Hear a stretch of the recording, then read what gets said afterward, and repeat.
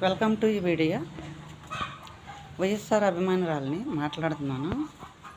వినుకొండలో మొన్న జరిగిన గొడవ రాజసిద్ధిని ముక్కల కింద ఎందుకు నరికేశారు?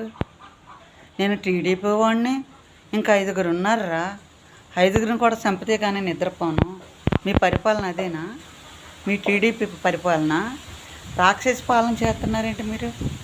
మీకు జనాన్నే ముక్కల కింద నరికేయమని హక్కు ఎలా వచ్చింది మీకు? కంపల్సరీ ఆ నరికినోడికి శిక్ష విధించాలి, ఉరి శిక్ష విధించాలి, ఉరి రావాలి, ఉరి శిక్ష విధించాలి అని నేను డిమాండ్ చేస్తున్నాను. అదేం పరిపాలన? మరి ఆ రాషద్ ఇంటికి వెళ్ళి వాళ్ళ అమ్మని ఏమైనా పరామర్శించి ఏమైనా చేశారా? ఏంట్రా మీ పరిపాలన? తొక్కలో పరిపాలన.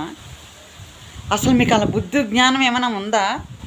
మనుషులు నరికేస్తారేంట్రా మీరు? ఎన్నాళ్ళైందని మీరు ఎన్ని నెలలు అయిందని మీరు అప్పుడే చంపుకుంటూ పోతున్నారు?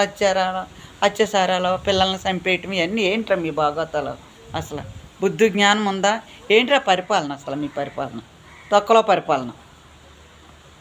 డిమాండ్ చేస్తున్నాను నేను.